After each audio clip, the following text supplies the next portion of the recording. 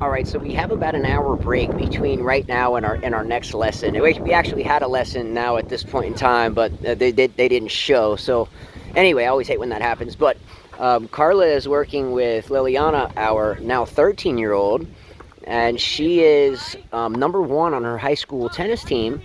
And she's in 7th grade. Well, actually, she just finished 7th grade going into 8th. So we're trying to get her to create space. In other words, space from the hitting arm or elbow from the side of her body. She does hit with a full Western grip. Not my choice. Again, full Western grip is where the hand is underneath the grip. So you have shake hands grip like Continental, and you have more of a semi-Western grip. Right, so shake hands, semi-Western, and then full Western is where the hand is underneath the grip, which creates kind of a tight shot sometimes. So we're trying to get her to create space, and that's what Carla is doing now. See? Tight.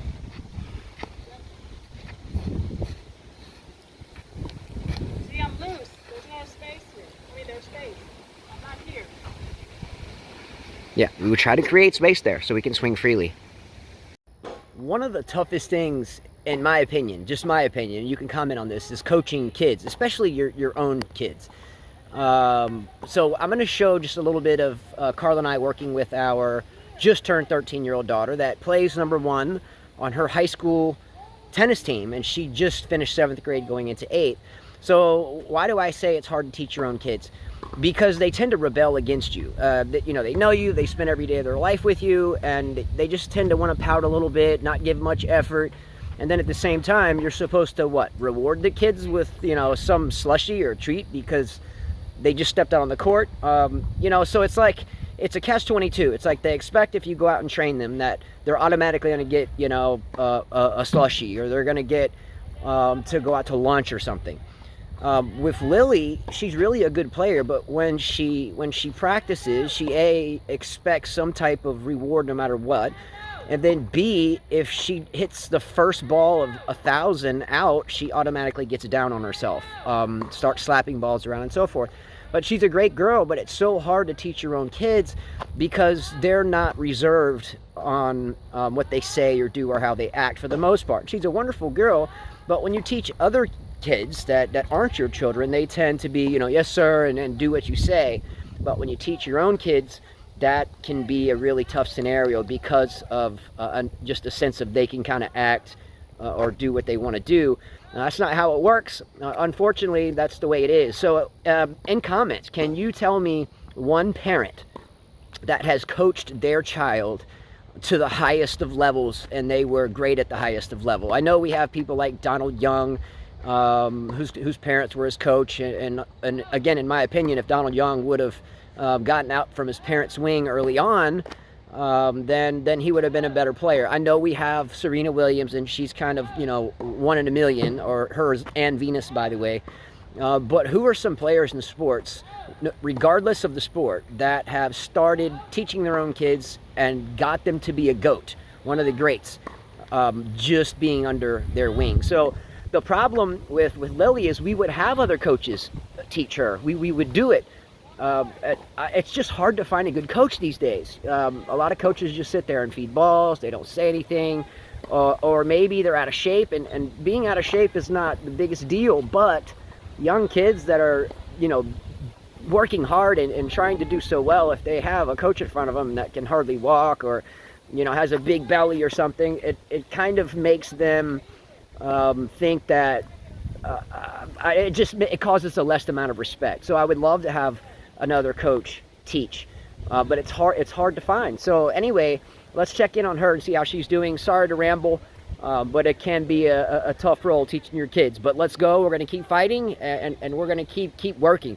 Ultimately, though, there's no rewards for half-ass play. All right. Get the legs coming around. Even if you miss it, legs come around. But your body goes forward as well. There you go. The body goes forward. Let's go. Rotate. The body goes forward, not just the arm, the body. Into it. There you go. Use your legs. Forward. Let's go. Rotate early. Forward. Don't let it get on top of you. Forward. Always use the legs, not just the arm. You want to always use the legs. Rotate. Forward. Rotate. Get on top of it. Let it get up on you. Get on top of it. Do not let the ball jump on you. Go. Ready. Go. Good. And go. And go. Let it get behind you. Go. Rotate all the way. Go. Don't drop the racket head. Go forward. And go. And go. Don't ever let it get behind you. Go. You always get on top of the ball. Let's go. Move your feet. There you go. Every time we hit a shot, we always want to go into it. Go into it. Come on. Rotate. Go. Rotate. Into it. That arm loosen up. Don't let it get over your head. Just leave that line in front of you. Let's go. Come on. There has to be space there. It's still tight. Space when you hit. Only space when you hit. Now when you start. Let's go. Get the leg going forward. Move the feet. Move the feet. You don't want lazy feet. Let's go. Move the feet. And go. Move the feet. And forward. Up. Keep the line on there as long as you can. Come on. Rotate. Into it. Let's go. Rotate. Into it. You're almost done with the basket. Keep working. Okay. There you go. Still see a few more in the basket. Finish strong. Rotate. Into it. Always. Come on, go. Rotate into it. Rotate into it. Don't let it jump up on you. Go. Go. And wait on the ball. Move the feet. Move the feet. Last one. Finish strong. Into it. Take that short shot. Make him pay for the short shot. Let's go. Forward. Accelerate. Catch it out front. Go. Accelerate. There you go. Catch it out front. Go. Accelerate. Get on top of it. Come on. Move. Rotate.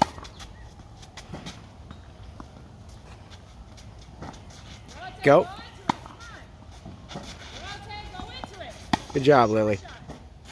Last ball. Short shot. Go. Go.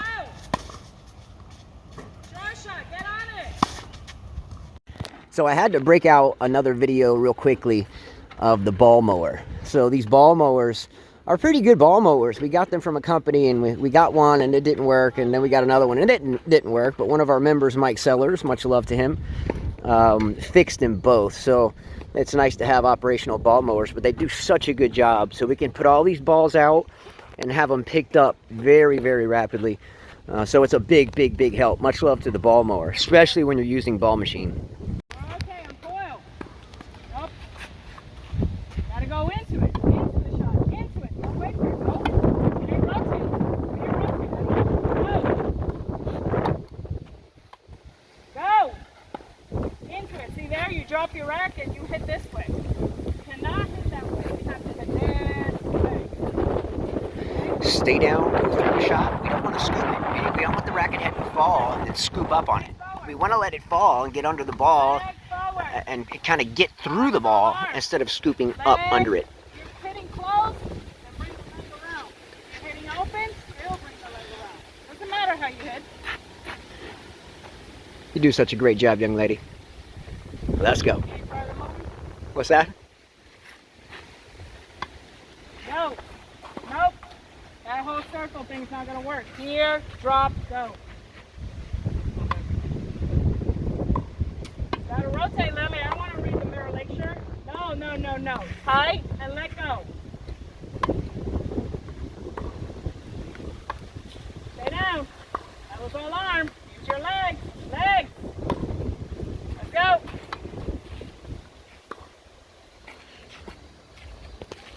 There you go. Thanks. Go into it. So see the racket drop. It's dropping down here. So your racket head is doing this. We call that a scoop. Don't scoop it. That's a good shot. Go into it. Go in. You still did that. Gotta move. Come on. There you go. Better. Go forward. Come on. Forward. Go. Don't wait on the ball. Come on. Go forward. Go. Nice You shot. should use more body weight into it. Tight and then loose. Tight when you start and then loose. Tight when you start and then loose. Yeah, but you got to go into it. Tight, loose. Break space. Tight. No, we're not hitting here. It's always tight when you start. Tight, loose. Last ball. Tight. Nope. Uh-oh. Not like this. We're not hitting here. We're hitting here. Tight. Let's go. Tight. Got to rotate more. Come on. Sorry. Go. There you go. Move your feet. Come on. That's all arm. Use your body weight. That's a good shot. There you go, Lily. Use your body. So just a quick walk around our club here at Mirror Lake Racquet Club in Mobile, Alabama. This is courts 7 and 8. So it's really two beautiful courts kind of nestled into the woods back here. A couple leaves here I'll get a little bit later that blew off from cutting the grass earlier. But this is 7 and 8. Two beautiful courts. We go up here and we have our wall. So you go up the steps and you want to warm up or don't have anybody to hit with, you can come against the wall. This path kind of takes us back out to the other 6 courts. So we have 6 more courts this way. Nice kind of nestled area. It's probably 90 degrees today, and right in this area it's really cool, so it feels really good in here. And we'll walk over here to courts 1, 2, 4, 5, and 6. So this is my pro shop, or our pro shop. So I've got my strings here on the table. Got the 5K tennis hats of different colors, strings, grips, all my reels. I have my string machine here. And then I have the French Open on there. Let me grab this phone. All right, I had to grab the phone real quick. So here's just the highlights of the French Open. Got some rackets on the walls. My quote tournament board, and some of our apparel that we're selling with the 5K shirts and the diadem stuff and the headbands. But nice little area. Got the refrigerator back here and got some more rackets in here. But love my shop for sure. It's getting bigger too. We'll have a stock racket order soon. So I just came out of that building. That was where the pro shop is. And this is the second building here. In time, I would love to have this building actually the pro shop. And then make a rec room where we just came out of. So have that here. And then in that room, make it, a ping pong table, couch, whatever. So I just walked inside of the same building. The front door was locked. So I had to get a key and get the other door. But so there'd be a lot of room in here. So I could have, office here, stringing machine, stuff here, have apparel and shoes here. So I'm really, really, really looking forward to doing that. But we'll just go one step at a time. But this will be hopefully that way. So we're going to take a quick walk over to the pool. Beautiful pool, lovely Olympic size. They do a really good job keeping it up. It looks great. So the pool will open up this coming Monday. And I can't wait. Memorial Day it opens. Looking forward to it. So we have a little playground up there for the kids. Nice little area, swing, slides, some little tire type things over there. But a really nice playground area. So this is courts 1 and 2. These courts are highly popular for the members and players. You have a nice kind of stadium area up here on top. So you can put chairs down this area and really pack them in and watch matches on these 2 courts. These courts are beautiful. They're all beautiful, but these 2 have a nice acoustic sound because of the cement wall down there that echoes off of it really nice. So it's kind of like you're indoors, but you're not. So really nice courts 1 and 2. So this is kind of our meadow area. We have sometimes kind of parties / tournaments, and we'll put karaoke and everybody will set up here and just hang out. We had a tournament not long ago. It was a really good turnout and everybody was kind of hanging out there. So we'll walk down here. This is another little viewing spot to courts 1 and 2. So imagine playing there and having people all up there and then all the way down here. It's really fun, right? And my favorite courts are courts 3, 4, 5, 6. I love coaching on 6 because I have eyesight into the pro shop. So, people come in and out of there, I can kind of see, even though we do have active video and security, but sometimes it's just nice to keep your eye on it. And plus, when you're a coach, your job is to sell tennis lessons. I'm sorry, I don't mean to put it that way, but it's true. So a lot of coaches will, go hide and not want anybody to see you. But if you're an aspiring coach or a solid coach, you want people to see you. You want people to see your energy. And that way you have more eyes on you. Some people don't like eyes on them, but as a coach, having eyes on you is part of the deal. So get used to it, coaches. These little boxes you see around the court are hydro court systems for underneath the court. So in here, you have valves, and once the water gets to a certain level, which is just right beneath the surface here, the valve, if it's operating correctly, will cut off, and the water will permeate from underneath the surface to on top. And of course the sprinklers hit it at night, sometimes 2 times a day when it's really hot. But some beautiful quartz here. Definitely love it. It's definitely home, and it feels like home. Beautiful place here at Mirror Lake Racquet Club in Mobile, Alabama, for sure. Well, hopefully you enjoyed the little video. Just passing time for this hour that we had to kind of give it a quick break and coach our daughter Lily. But our next lesson's about to show up, so we're right back to it. Our show for the French Open should be later on tonight. I think we're done coaching today at 4, and it is almost 2 Central, so about 2 more hours. We have an hour ride home, and then we'll see if we can kind of sit down and then put one out. Anyway, happy French Open. Stay positive and be kind, because everyone you meet is fighting a tough battle. Much love. Thanks for watching. Don't forget to subscribe, and thank you for everything. All right, take care. Happy tennis.